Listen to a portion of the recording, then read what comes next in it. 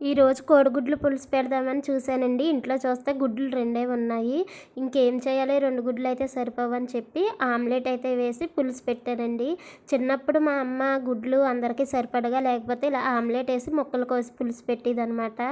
ముందుగా అయితే ఆమ్లెట్ వేసుకోవాలండి. ఆమ్లెట్ వేసినప్పుడు నేను పాలు వేసి ఆమ్లెట్ వేస్తానన్నమాట. అలాగే వేస్తే బాగా పొంగుద్ది, అలాగే నీసు వాసన అనేది ఉండదన్నమాట. నూనె వేడెక్కిన తర్వాత ఆమ్లెట్ వేసి పక్కన పెట్టేసుకొని ఉల్లిపాయలు పచ్చిమిరకాయలు వేగనివ్వాలండి. ఆ తర్వాత టమాటా ముక్కలు కూడా వేసి వేపుకోవాలి.